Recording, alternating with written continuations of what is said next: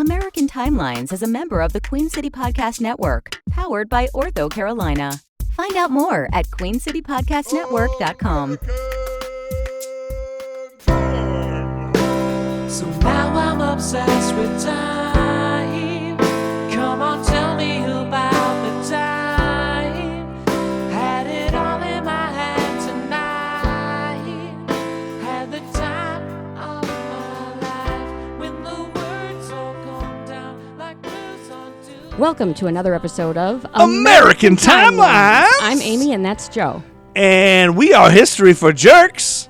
And we have some guests returning. This is our first returning guest. That's true. This is exciting. We've decided, because we fell in love with these fellas last time, that we are going to do every year of the 50s at least, if not forever.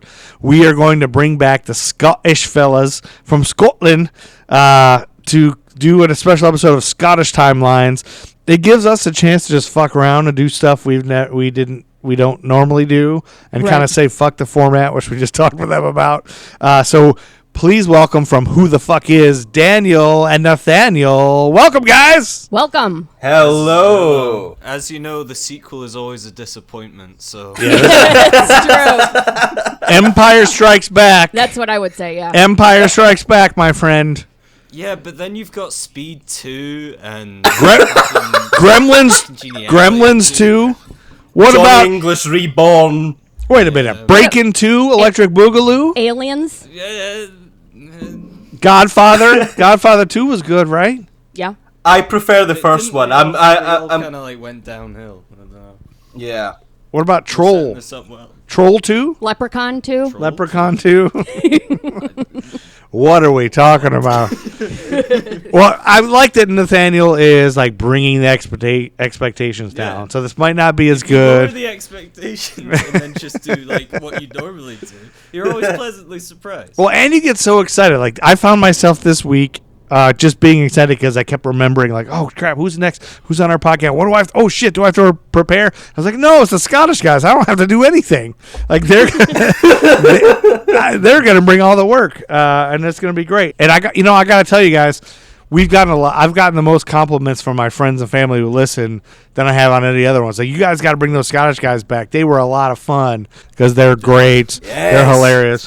Where did you find those guys? That's great. Yeah. And they really got a kick out of it. So their accents are great. You know, are those real? You know. No, do you know it's a genuine thing that when we're speaking to people that aren't Scottish, at least myself, I tend to speak a lot stronger. Amp it up. Yes, because it's funny. It's just funny to fuck with people. Yeah. Right. So like when I went to audition for drama school in Manchester, and I was in like a burger bar, and I asked for, can I get a Fanta with no ice, please? And, but I said, I was like, can I get a burger, sweet potato fries, and a Fanta no ice, please? And then he handed me an Oasis, and I was like, fuck's this? I'm like, no, I wanted a Fanta with no ice, and he was like, oh, sorry, mate, I thought you wanted an Oasis. I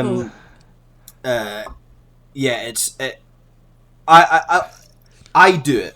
I amp it up because I probably did. it's just funny to see the blank expressions on people's faces when Yeah. they're like, Reminds me, when I was in South Africa, me and my brother spent a good half an hour to an hour convincing people that haggises were real animals. Oh, that's good.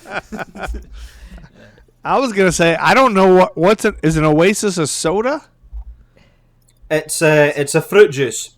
Ah, like a Fanta. So Fanta is a fruit. Okay. No, Fanta's a soda. Fanta's a soda. Yeah. Oasis is a fruit juice. All right. Yeah. But your guys' Fanta is so much fucking better. Is it really? Oh yeah. More sugar, Oh, yeah. probably. Yeah. It tastes like it tastes like the artificial orange flavor. Oh, right. Okay. Oh, Yeah. I've actually found this out on QI the other day. So, you know how your guys' is, well, I don't know if you will, you'll think it does, but your guys' chocolate tastes like vomit, like actual vomit. Oh my god.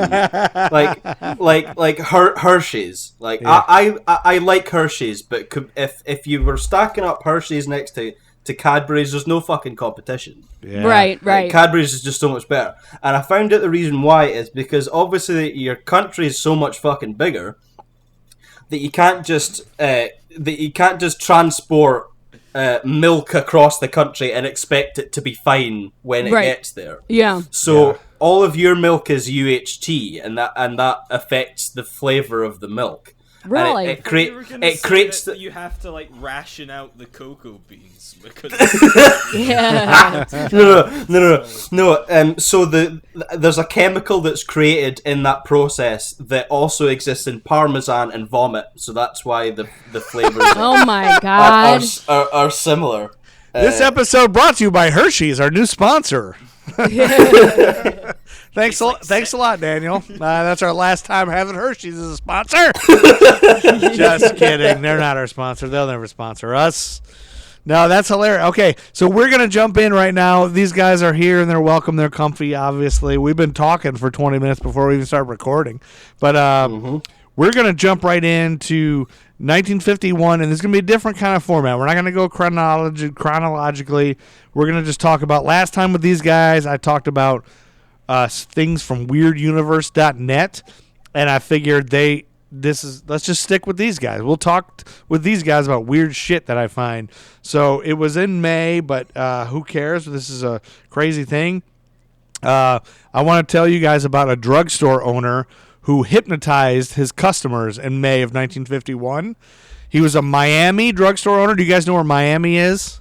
Florida. Okay, good. Gosh, they know the geography better than we do. A Miami drugstore owner, Ralph Pearson, revealed he had been practicing his skills as a hypnotist on his customers. Through hypnotism, he had transported his customers in their minds to other places, making them believe that they were flying an airplane or at a soda fountain kissing a woman. Wait a minute. He also put his powers to practical use, such as by curing people of smoking, although he complained that cut into his cigarette sales.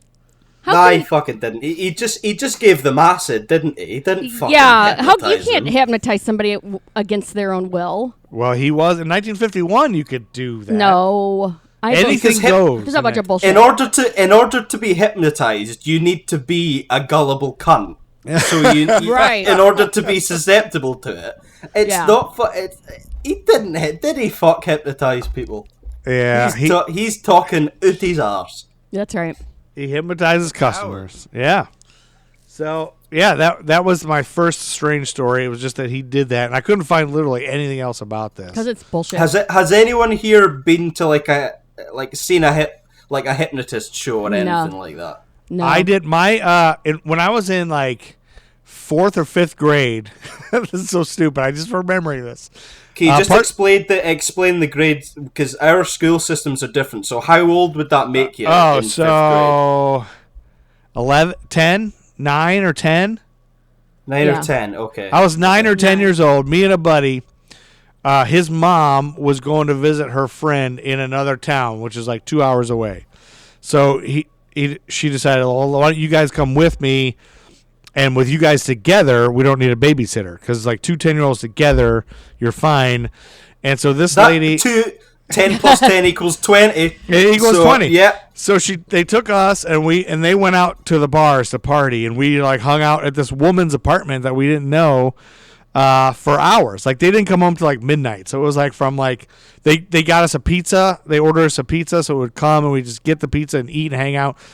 So we chose to spend our time this evening. We found in this woman's cassette collection, because CDs weren't invented back then. We found in her cassette collection there was a cassette called "Quit Smoking by Hypnosis," and so you play a cassette tape and it hypnotizes you to quit smoking. So we just thought, let's get hypnotized. Let's put this in and we'll listen to it and see if we get hypnotized. And it was like this whole thing about close your eyes and take a deep breath and relax, and you're in a relaxed state. You will no longer want a cigarette when you think of smoking. You were 9 years old. We were 9-year-olds that didn't smoke, and we did this for like 2 hours. Never smoked. No. Quite the contrary. We both were smoking by the end of high school. I Yeah. think like we were both smoking cigarettes. So I don't know why we did it or what. We just wanted to be hypnotized, and we thought it'd be like one of those things where somebody like snap your fingers and say "cluck like a chicken" or whatever. But that's the only time I've been hypnotized. What about you, fellas? I've not been hypnotized, but I've had a past life regression. Ooh, Oh, I love those. Tell us about that. What is So, a past life regression is when someone sort of can see who you were in a past life. a load of bollocks? Yeah, because we've had a few instances of this in my family. So my interest in it all started off when I heard about how my cousin ran out of a screening of Titanic. Like, he was in just fucking floods of tears. Really? And when they actually found him, he was like, I was there. Like, and he was like, I was fucking there. Whoa. And he then described what it was like, and he described the food that was on the Titanic. And then after doing research, we discovered that's exactly what was the food that was on the fucking Titanic. Whoa. I love stories Yeah. like that. Yeah, goosebumps. So, my experience is I went on the battlefields a battlefield tour in high school. So we went and saw the battlefields of World War One in France and Belgium. And when I was at the Somme, I got like a really sharp sort of pain in my stomach, and I felt really on edge. Really? And it was horrible. Wait, It was so awful. you died at the Somme? Well, cut forward to the past life regression. The guy said you were at the Battle of the Somme and you were shot in the stomach. Oh, wow. Whoa. You were shot in the stomach, but you didn't die. Right. I think it was actually like I died of TB or something like that. But Yeah. yeah, That's pretty I cool. was gonna say, what So, yeah, happens it's- to you yeah. in the interim period then? Because, cool, you've had a past life, but where are you in between that? Like, you died. What happened? I don't know if Can you maybe I had a maybe I had a life in between that. Who fucking knows? I'm not. I don't know, but I find it very interesting. Past life regression. Oh, Uh-oh, you got a baby. Hello, child. Child is here. There's a child. Hi, baby. Oh yes. Okay, so that's enough on the hypnotizing. Let's jump to Daniel has a story for around the same time, May of 1951. And we have no idea what he's going to talk to us about. So, I've not heard this either. no, even Nathaniel Yeah. has no idea. These two do not get along, so they're not talking. They're having strife. It's extremely tense. If you listen to our podcast, it's all funny. The moment we stop recording. By the way, fucking check these angry. guys out. Check these guys out on Spotify. Who the F is? F asterisk CK. Who the F Yes. asterisk CK F is? asterisk, because Question mark. Yeah. We've got. You'll see. We advertise terribly. Yeah, you'll see an amazing piece of artwork that's done by my very talented partner. She does all the artwork for the show. Yeah. Oh, yeah, it's great. Yeah, we'll link Yeah, to it. so- We'll link to it in this episode. So if you're listening to this Yeah. episode, click the link and that'll go to their podcast. All right. Yeah, Boom. so I'm going to transport you to a place in Scotland that's often forgotten about by us Scottish people. I'm going to take you to the island of Shetland. Oh. Shetland? We're going to Shetland. Shetland. Shetland. So, specifically, a small abandoned village in the northwest of the mainland Shetland called Gunnister, Okay. where in 1951, the remains of a man were found on the 12th of May when they were digging in a peat bog. They were digging for peat that's used for fuel. Do you guys know what peat is? My daughter's turned off the light. Playing with the lights. I was going to say, does your She- power going to just go out? No, she just loves turning shit on and off. So Yeah. she's gonna do it again. Give it a second. Yeah. There we go. So, and she finds it really fucking funny, and I also find it very funny. Yeah. When I'm sat at my desk trying to work, she comes in and she just starts turning the light off. You think you're funny, but you're nay. But you're You're nay. nay. You think you're funny, but you're nay. You're nay. That's sort of like a well-used phrase in my household. Because I've got a friend who was at... Do you know what? There's a music festival that used to happen in Scotland called Tea in the Park. Okay. Wait, did that stop? Or is it just Yeah, that stopped, because loads of people fucking died. Oh my. Oh. Yeah, because as in Scotland we like to get mad with it. So a lot of drug taking and excessive alcohol I didn't consumption. realise that had finished completely though. Everyone would go to that. 7 people died in the last year at Tea in the Park. Oh my god. Oh man, that's crazy. Yeah. Tea in It's like the park. storming the So Capitol people crazy. being found and choking on their own vomit and all fun. Lila, stop turning the light on. I'm talking about people dying. I'm really getting a kick out of that sad. contrast of his child turning the light off. Like he's talking about people choking to death on their vomit. Yeah. Strobe lighting in some sort of artsy film. It's 7 died that day at Tea in the Park. So yeah, at Tea in the Park, a friend was at Tea in the Park and they were camping there. And in the campsite, they just finished like a can of a tinny, as we call it, like a can of beer. Uh-huh. So they then, instead of putting it in a proper receptacle, they just decided to fucking launch it.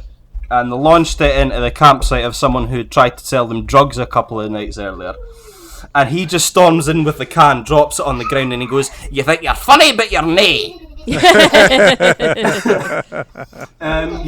that's the first diversion of the podcast. But anyway, I will get back. We took a slight detour, but no, we'll go back to we're in Gunnister. So yeah, the remains of a man was found on a peat bog not far from the junction of the A970 road in Gunnister, Shetland, on the 12th of May. They were digging peat for fuel. Okay. But there was this man wasn't just an ordinary man. This was a man who is believed, his body is believed to date to the late 17th or early 18th century. Oh wow. Ooh. So this was an old body, right?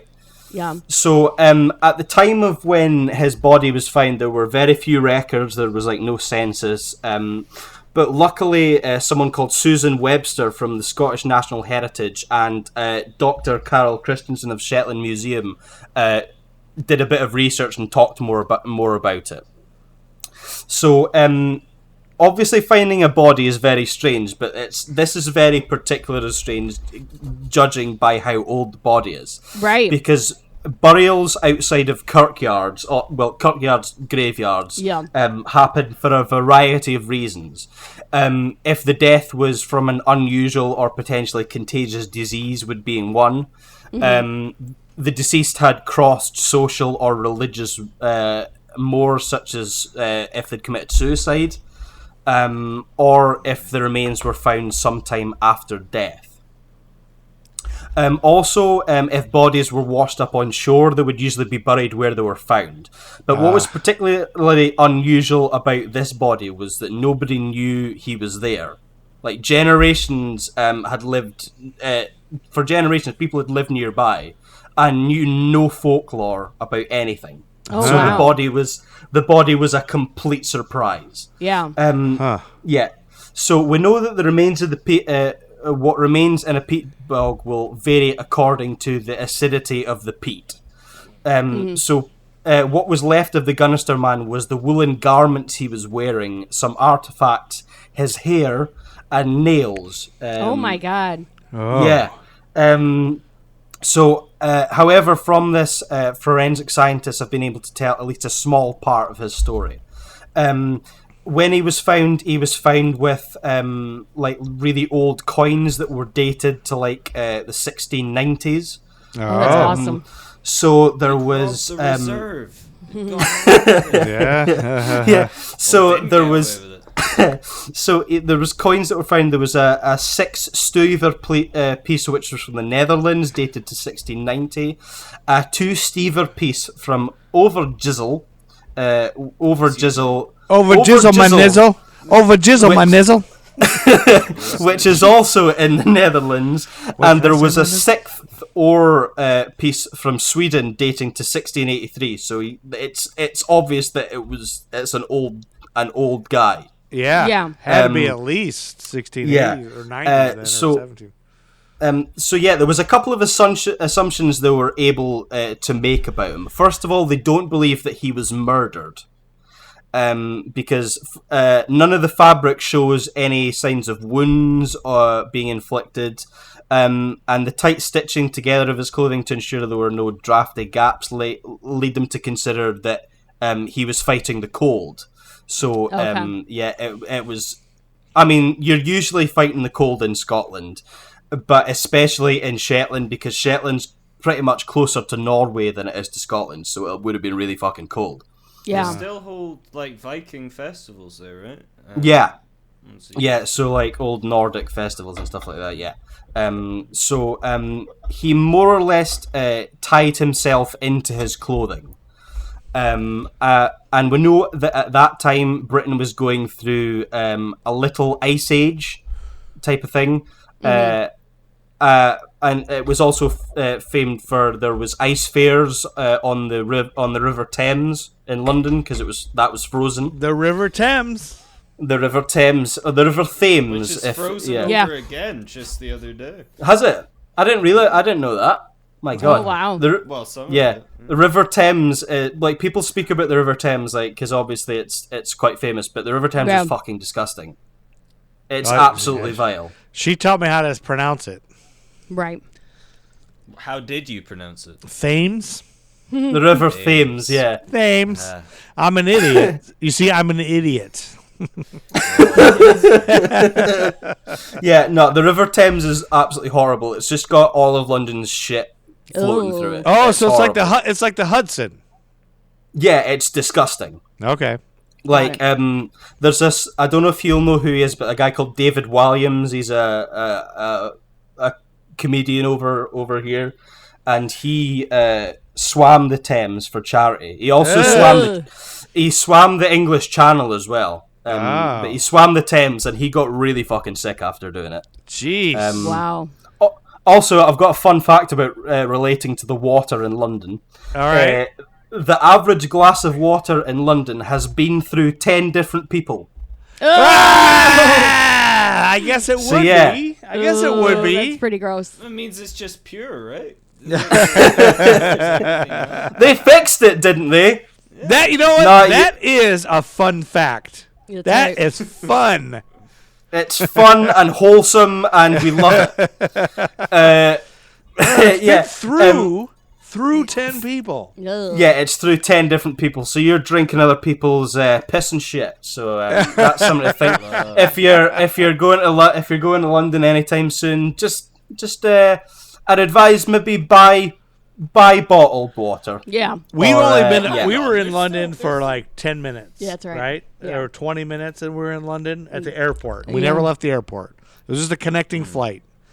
You only had to wait 20 minutes for a connecting flight? Something like that. Yeah, it was pretty quick. We barely made it, I think. It was Fuck. Yeah, because our flight was canceled. We had a direct flight to Edinburgh, but then it got canceled, so we had to get on another flight to London to get to Edinburgh.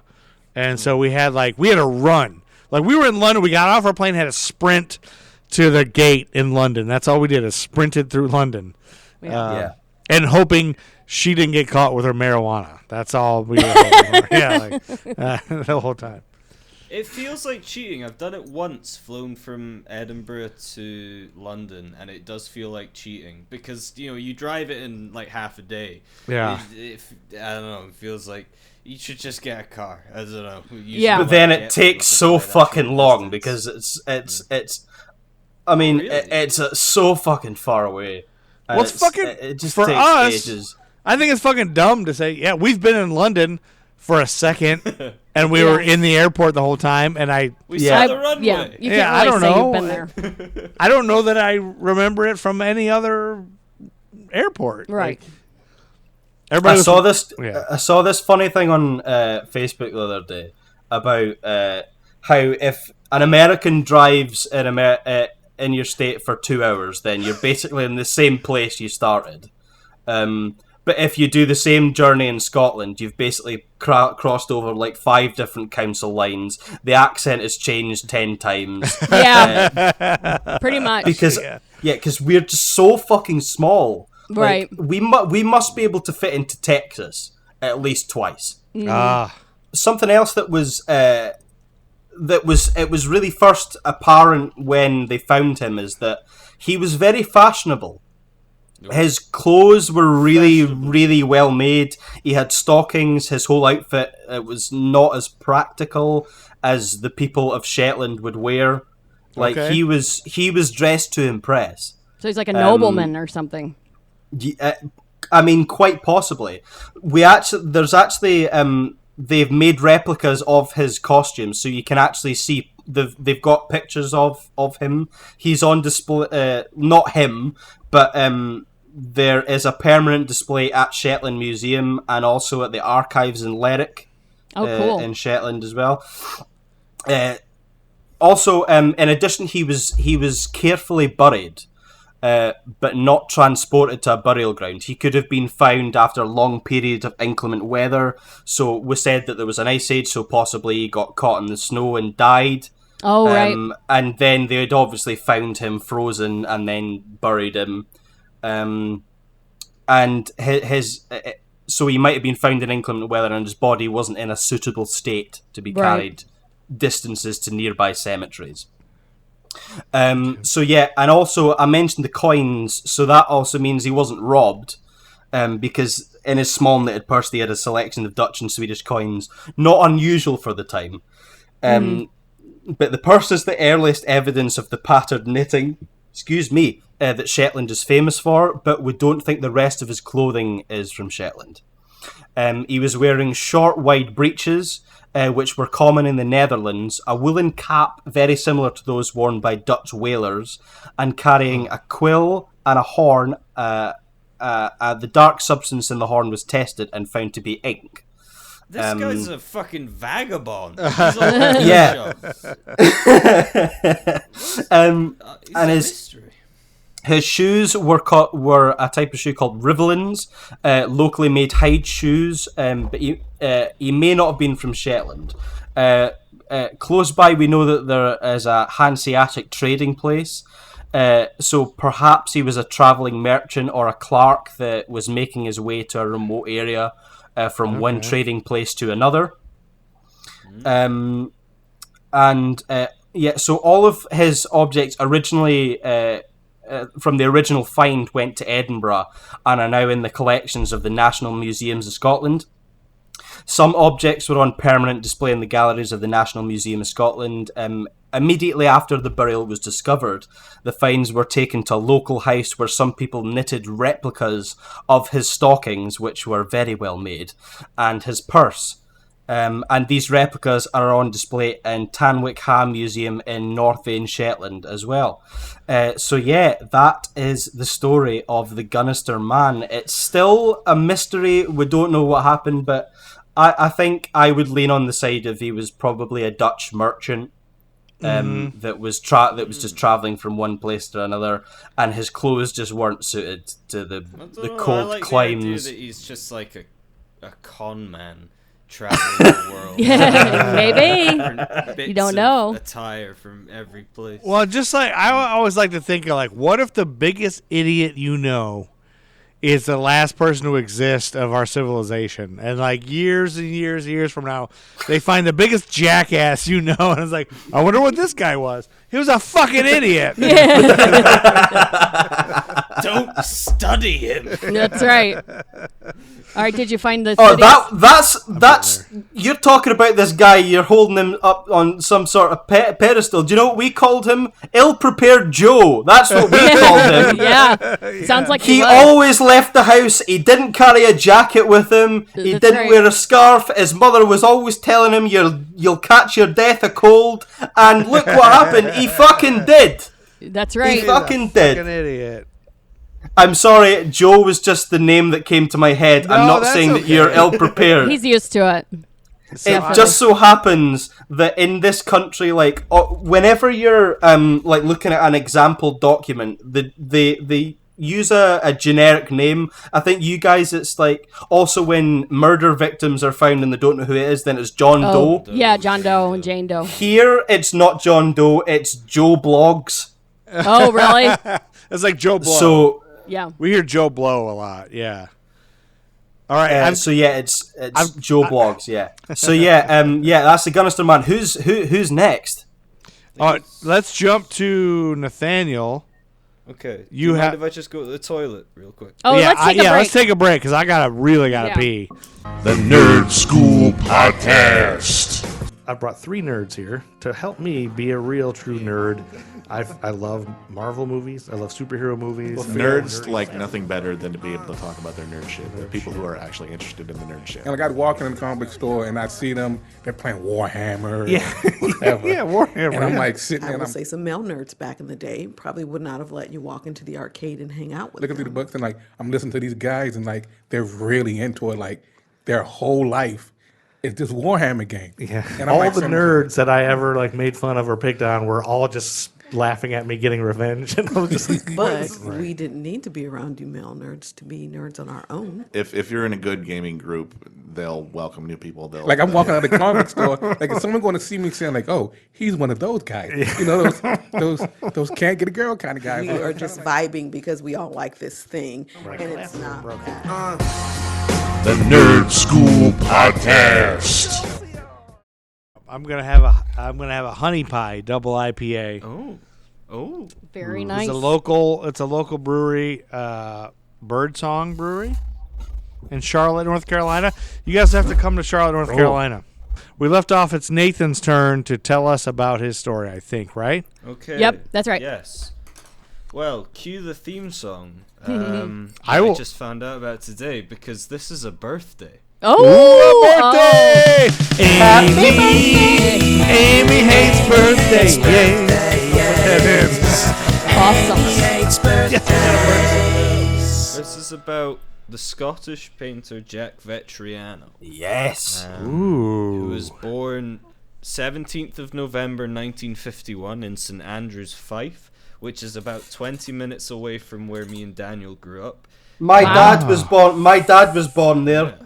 And Fife. my dad grew up in the same place that Jack Vatriano grew up. So he might be your dad. I mean, I quite possibly. Depending on who's telling the truth. If Jack Vatriano also worked at the Royal Bank of Scotland in the 90s, then he would have met my mum. But no, Jack Vatriano moved to Methil, or grew up in Methil, with his dad. From the age of 10, he would work delivering papers and milk, cleaning windows and picking potatoes, anything he could do, and his dad would take half of his earnings. I just want to premise that Methil is a complete shithole. Methil used to be a centre for like shipbuilding and mining. Okay. Okay. And then the fucking Tories happened. The fucking Tories, tore it all apart. the Conservatives. Oh, yeah. Do they make meth there now? It's more heroin here is our vice. Yeah. Yeah. Heroin's more in Dundee actually. It's a real epidemic in Dundee. Train spotting.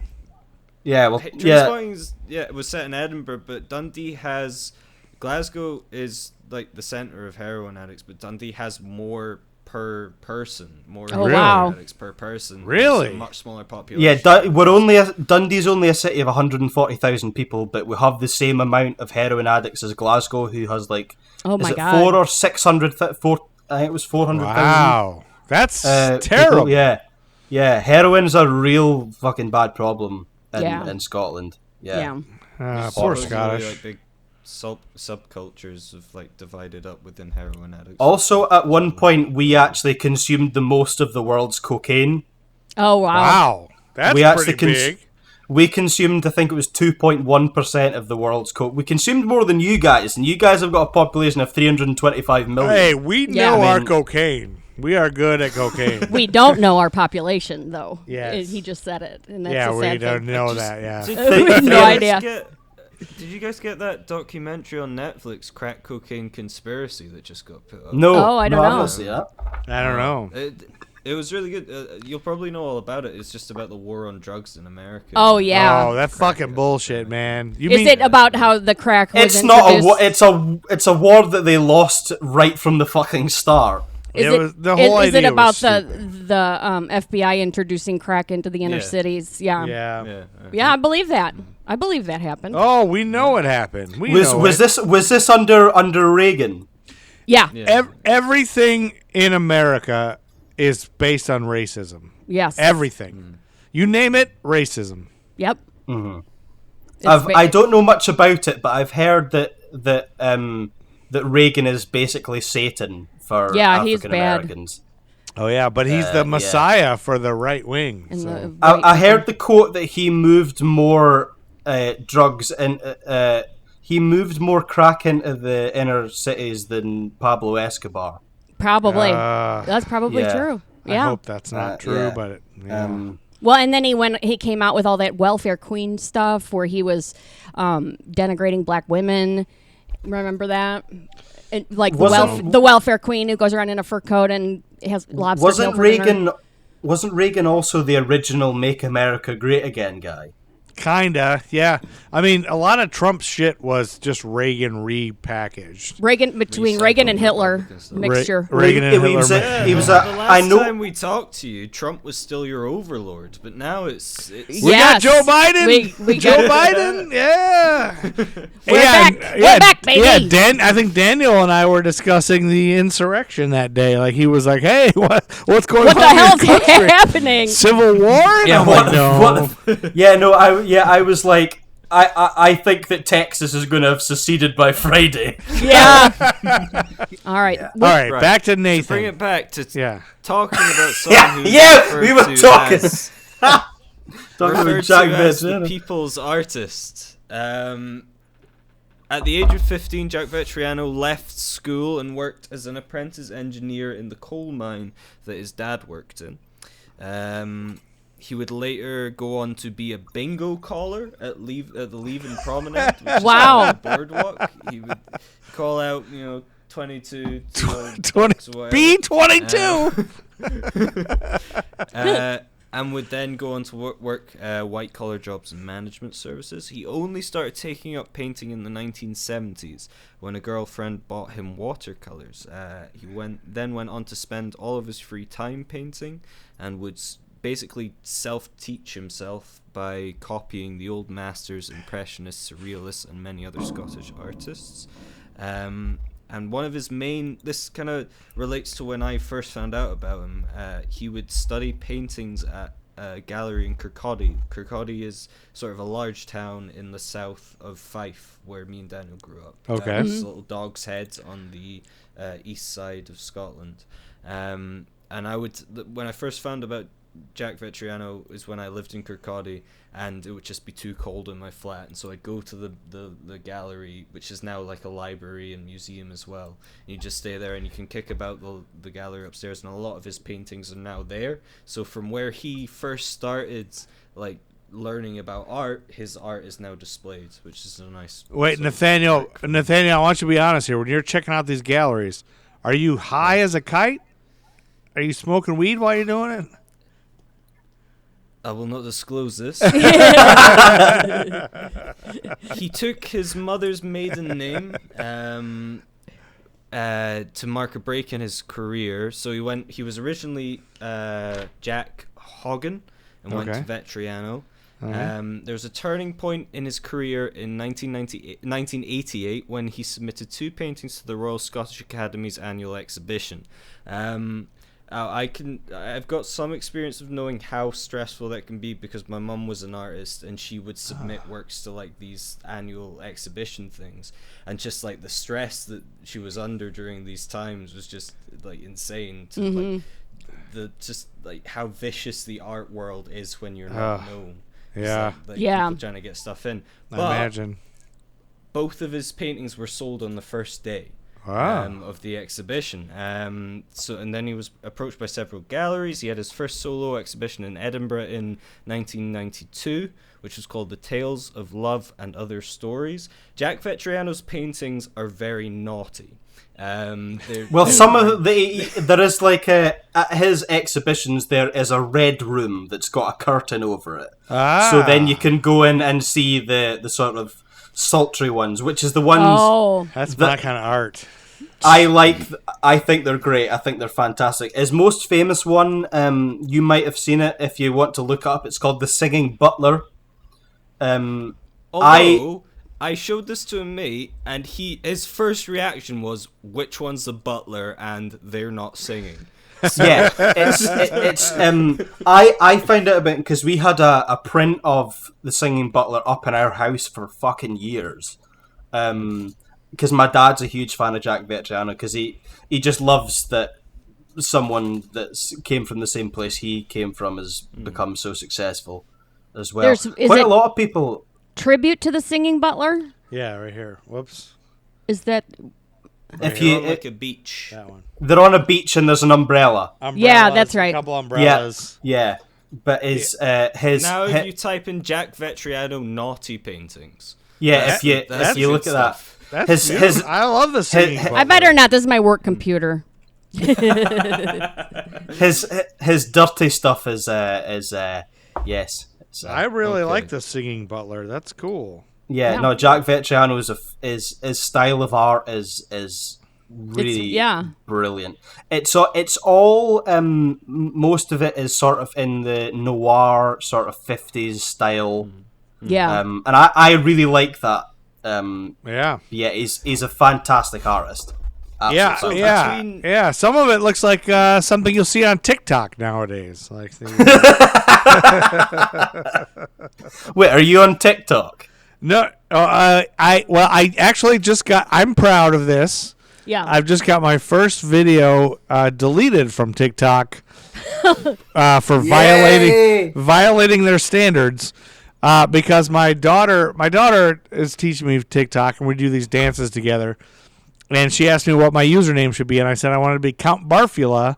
And what I'll do is we'll do the dances, and then I'll barf. I'll fake barf. And so I think I actually saw that actually. Yeah.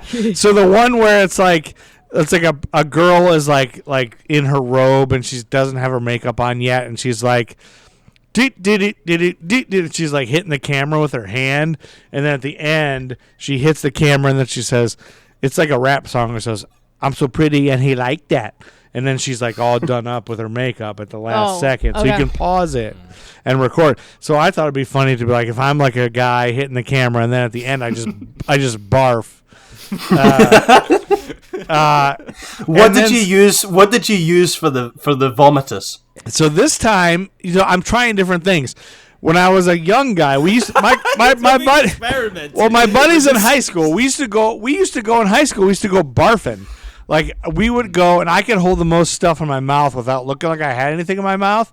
And it was a mixture of oatmeal, water, and bananas.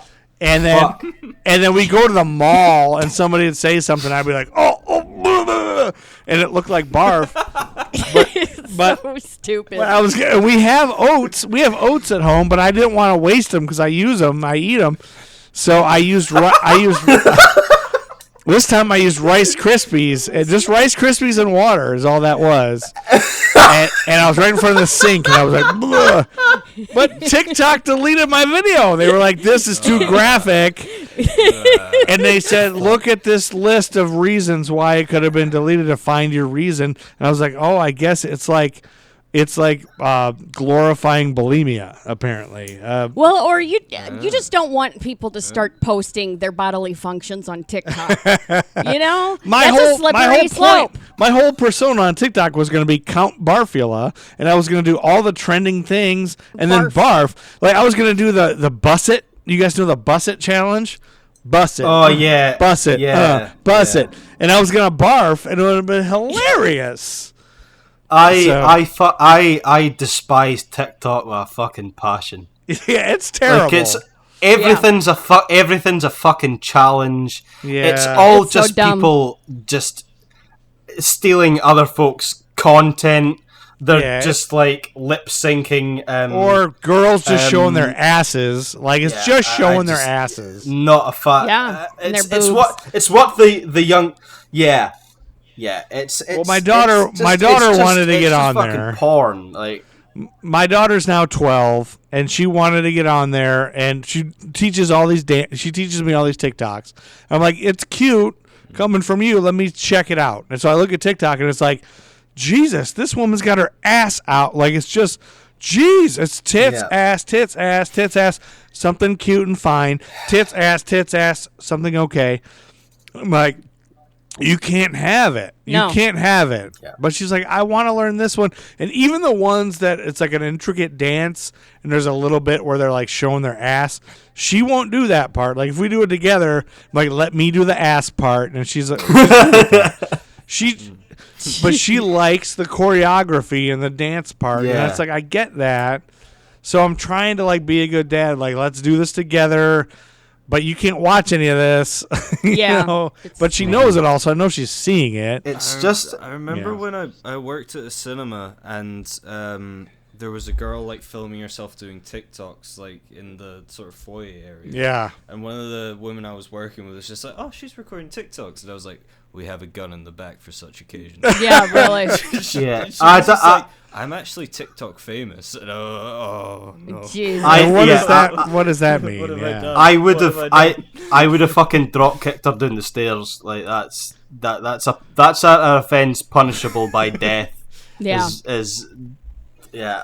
Well, there's this one girl I follow on there that is completely, it's not sexy or dirty, and she talks about politics, and she's like a young Gen Z person, and she's like, Joe Biden says this, and she's like explaining it to normal people, you know, like here's what's happening with the insurrection and the impeachment, and so I get notifications. The only reason I'm ever on TikTok now is I get notifications somehow of this gal, I don't even know her name, Danielle or something, and she's just this girl, and she's never naked or in a bikini. She's just like talking up. She's telling you what the news is saying in politics, and I think that's good. Yeah, that is good. But I don't know how to get that to my daughter without her seeing all the. People find inventive ways to use these platforms. Yeah, it is. Yeah, and there's all these. No, like I have learned like interesting facts, like seeing TikTok videos. So I like that stuff. Yeah, it's just like the porn. I'm not really. Yeah, it's so weird. Yeah, it's such a weird. Speaking of porn, yes. Jack Vatriano had between 1994 and 2007, he had many solo exhibitions in Edinburgh, London, Hong Kong, and New York. And he counts Jack Nicholson, Sir Alex Ferguson, who managed Manchester United for a long time, and Sir Tim Rice, who is a collaborator of Andrew Lloyd Webber, who did like Joseph and His Technicolor Dreamcoat. Oh yeah, yes, Cat and Cats. Cats. Phantom. He counts them among his collectors. In 1998, Euro was born. He moved to London, continued to sell out shows, which included Between Darkness and Dawn, Lovers and Other Strangers, Affairs of the Heart. In 2004, The Singing Butler, which you've just seen, was sold. How much do you think it was sold for? Oh man, let's see. I just saw a print of it going for $75. This is like the Super Bowl question all over again. Yeah, it's like 2.5 million.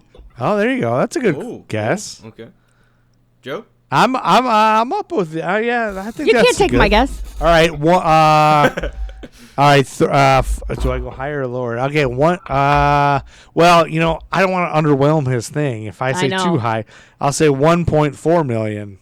Or no, he wants it high. I don't know. Daniel, do you know? Do you know the? I'm gonna guess. I'm gonna say 5 million.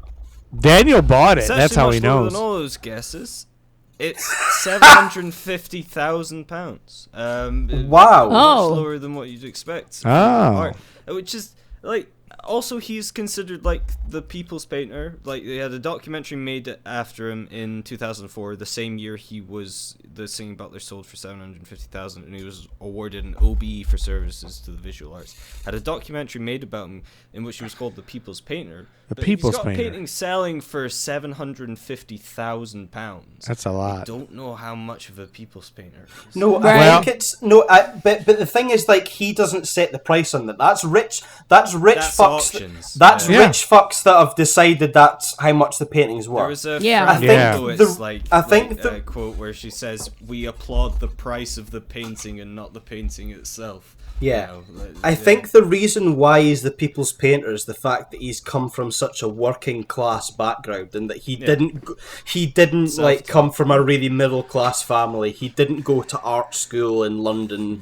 He was just a guy from a council estate in a fucking Fife town that has managed to become such a success in the art world, and I think he's a fantastic artist. So he's the Dwayne the Rock Johnson of painters. I'd second that. I'd agree The with that. people's champ. Yeah, So and Dwayne People's the Rock elbow. Vetriano Johnson launched his own gallery called Heartbreak in London. Yeah. In 2010, there was an exhibition of over 40 paintings in Kirkcaldy, which is where, of course, he first started teaching himself how to paint. So they stayed there for a few months and then went to Heartbreak in London. Then there was the 2013 Kelvin Grove exhibition, which Daniel mentioned, that was in a red room, so it was all very sexualized. I went to the exhibition. And this exhibition broke attendance records held by a Van Gogh exhibition in 1948. Wow. Is that how you say it? Is it Van Gogh? I don't know. Some people say Van Gogh. Some We people say Van Gogh in America, but we might be wrong. I would say Van Gogh. Yeah. Really? Maybe there's a difference. Yeah. I'm not sure. crazy. You'd have to speak to someone that's Dutch.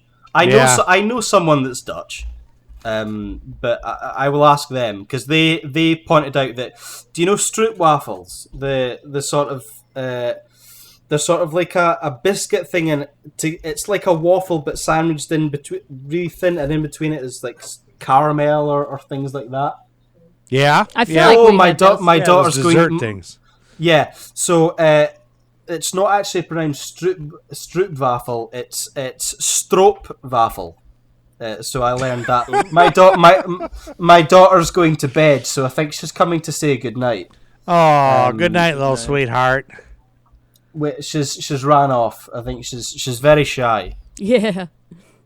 And I don't know if you guys get this, but you know when your kid does such a really interesting thing, like they'll start jumping, and then when you try and show it to someone else, they won't fucking do it. Oh yeah. And then you just left looking like a moron, saying, "I swear they were doing this 15 minutes ago." Oh yeah. And you're having to say, "No, genuinely, they were doing this," and then they're like, "Okay." Yeah. Yeah. I'll believe it when I see it. The last little thing about Jack Vatriano, in 2017, he was one of 3 artists commissioned to paint portraits of Billy Connolly. Now, Joey, do you know who Yes, Billy Connolly. He was on Head of the Class. I don't think. Stand-up comedy legend. Yeah, comedian. He replaced Howard Hessman on Head of the Class. Remember that guy? And I always thought he was one of the kids or one of the Monty Python guys, but he wasn't. He was a comedian, though. Yeah. Billy Slightly Connolly after is. Monty Python. You know Billy Connolly. Like, you know him if you saw him. Comedian. He's genuinely one of the funniest humans that has ever graced the planet. Very funny. Love Billy Connolly. Yeah, he was in like series of unfortunate events, and he was in a film with Judi Dench where Judi Dench played the Queen. And he played. That could be any number of things. You would know. This is true. Yeah. But he played the Queen. She played Queen Victoria, and he played the Queen's manservant, who was a Scottish guy called John Smith, I believe he was called. Yeah. But the thing is Really that good film. he started working for her after Albert died, and he became her like best friend. Okay. And everyone was sort of like, there's this really hilarious scene where all this prudish English butlers are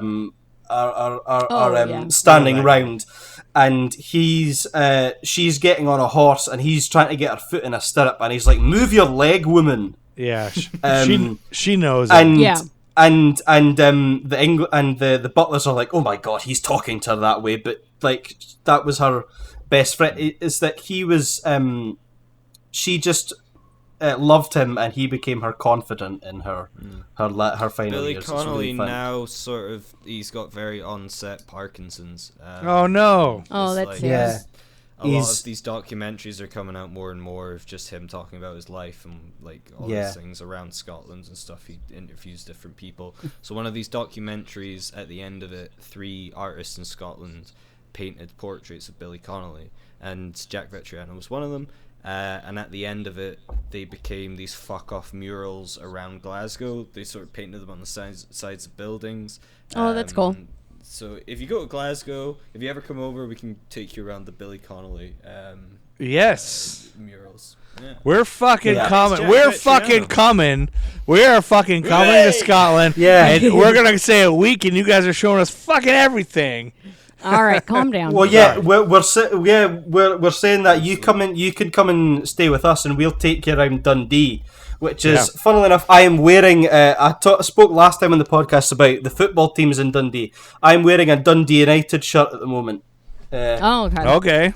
Which is the team that supported. Dundee United is the team that always loses. Yeah, I supported them when I was younger as well, but it was always they get to the final and it would just lose. There's no doubt about it. We'll go like 17 games without winning, and I can just see Amy dying now because we're talking about sports. Oh yeah. And I didn't even like soccer at all until recently. I got into women's soccer, and now I get it.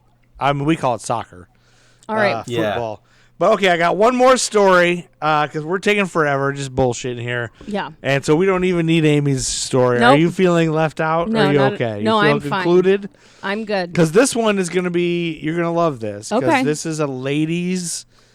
This is like a pageant that I have to tell you about. I've got a quick little story that's still sort of connected with Fife. All right, go for it. I just saw this the other day, and it's just a really quick story.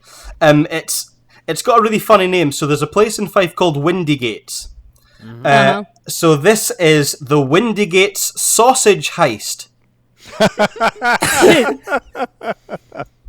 So, in May 1895, 3 men broke into several Windygates businesses, and they stole the following items. They stole a box of railway lamp matches, they stole £4 of steak and £20 of polony sausages. Now, you guys are not lucky enough to experience what polony is. No, I don't know what that is. So, polony is a sort of spiced sausage that is usually served with breakfast. You'll have it on a roll with a potato scone and some tomato ketchup, and it's the fucking greatest thing in the world. Every day before college, I had a polony and totty scone roll, and it's heaven. It's utter heaven. We'll have some when you guys fucking come over here. Yes. So what they did, they planned to feed 40 rough sleepers within Windygates with the food they stole. And when they were caught, one of the guys testified for the prosecution. He was he betrayed his fellow thieves, and one of the guys got 6 months, and one got 3 months in jail, for stealing sausages. And that's pretty good. And that is all we know about the Windygates polony heist. That makes me want to eat sausages. Yeah. I know. I'm getting hungry. Well, what are you guys having for your tea this evening? Your dindins. Yeah, what are we? Something with chicken. Something with chicken. We recently joined. We joined a thing called Hello Fresh. I don't know if they have that. Oh yeah, I know what HelloFresh is. Yeah. It's pretty much it's sponsored a lot of podcasts. Yeah, so I hear a lot. You'll hear it on podcasts a lot, and I gotta say it's pretty good. Yeah, the food's been really good. All right, I have one more quick thing. All right, quick. And we'll cover. I know as we've been on here for almost 2 hours here. I don't want it to end almost. I think we should do like a 24. Yeah. Just do 24 hours. Yeah, just keep it fucking going. Yeah. She's gonna kill me. So, Amy, I promise you will like this. In October of 1951, it was the first ever. They crowned the first ever Miss Sewer Cleaner of 1952. The next year. What? Ruto brand sewer cleaner decided to glamorize the work of its users by crowning a Miss Sewer Cleaner Nice. of 1952 in return for a promise of big blow-ups of her picture at sewer conventions all over the country. 17-year-old aspiring actress Galia Davis of Detroit accepted the title of Miss Sewer Cleaner of 1952. How are we spelling Galia Davis? Well, I'll see what she looks like. Gaylia Davis. And she's attractive. Gaylia. Yeah, get ready to put this in your spank bank, my friends, because she is attractive. She reflected philosophically, it may be a soggy title, but if it helps my career, I don't care. According to Tips and Quips in the Water Environment Federation's journal, Sewage and Industrial Wastes, Volume 21, Number 1 of January 1952, it seems that she has theatrical aspirations and the promise of wide publicity was attractive. The new queen also is attractive, particularly in her bathing suit pictures, which display to good advantage curvaceous specifications hitherto Jesus.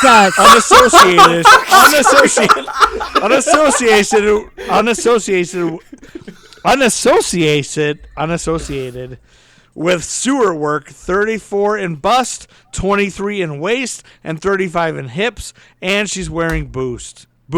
That is by far the most obtuse way I've ever heard someone say she was attractive. She had curvaceous specifications. What the fuck does that mean? Yeah. What else could a sewer queen wear than boots? And so there's this picture of this woman who wanted to be an because she's actress. stomping around in shit all day. So it's just like an example of misogyny personified. Big time. She didn't work for the sewer company. No, she was just she won this title, and they decided if we do this title thing, like we'll get publicity. But you said that happened in 1952. Well, do you know if it was successful? Like, did they achieve a lot more sales of their products? I don't have those demographics. She was crowned in November of 1951 for the 1952. Oh, I see. Okay. You know, like they do the Miss America 19 whatever. So just to the fact that she was eager to accept it, and Detroit is really close to my hometown. Like my hometown is basically a suburb of Detroit. Where Toledo, Ohio is like a suburb of Detroit. Michigan. Yep. Michigan. All right, that's it. And that's all we got left. Amy's going to wrap up, and that will bring us to the end of this episode of Scottish Timelines. Thank you guys so much for coming. I don't want to leave. You know, I'm just going to stay in this call until next time we do Stay it. forever until next time. No, this is good. We feel like we've found our long-lost Scottish children. That's right. That's right. All right, it's time to get out of here, Chuck Berry. And let Dale through. That's our new thing. And guys, thank you for coming. Thanks for staying up late for us in Scotland. Yeah. Oh no, thank you for having this. Do you mind if I plug something? Plug something, please. Yeah, I released an EP. It's under Nathan Fordyce, right? That's FORDYCE-WRIGHT. It's called Bathy Scaff. That's BATHYSCAPHE. It's on Spotify, Apple Music, Deezer, Tidal, and Bandcamp. Listen to it if you want to. If you don't want to, it's really fucking good. I'm just gonna say this.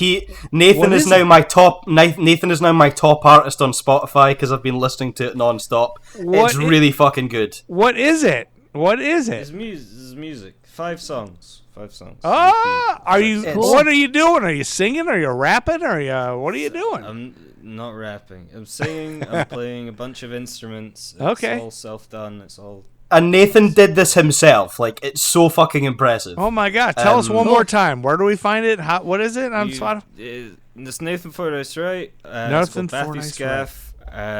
BATHYSCAPHE. It's on All Spotify, right. Apple Come Music, on, Americans. Deezer, Tidal, and Bandcamp. Check It's it got out. some. American It's viewership like up.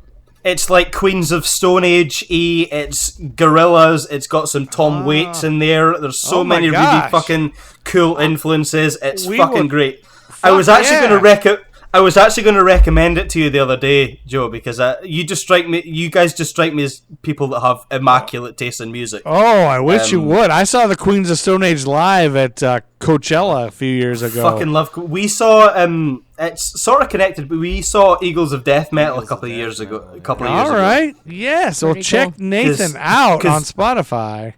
How fucking cool is that? I can't wait. I'm going to go listen to it right now. All right. I'm in one of these loud music moods where I sit in the garage and I just fucking jam loud music and I clean or whatever else. But yeah, thank you guys for being here. Amy, thank you for her patience with us Scottish bros and me. Yes. Like, Thank you. Yeah. She's Italian, so she doesn't really get us. But I'm not Italian. We'll do Italian timelines next time. Yeah. Oh, that'd be great. Oh, brilliant. Sicilian, right? And I am sad that we didn't get to hear an Amy true crime story. Oh, I got it for next time. She's got one. Oh no, for next. I am excited. Well, next year we're gonna go through those Scottish. She's got the top 10 Scottish murderers, so we'll get to that next time. And thank you guys for being here. So great, and Thanks also for you listening. guys are you're going to be on our podcast as well. When we get to our mid-season, we're going to be doing the Oscar winner for whatever 1951 is. I can't remember the film now is because I've drank a bottle of wine. I'm drunk. Yeah. I can't remember. You told us, but I've forgotten. Thanks for listening. Subscribe and listen to these guys on Who the Fuck Is, and check out Nathan's music now if you know what's good for you. All right. Bye-bye. Thanks, everybody. Bye.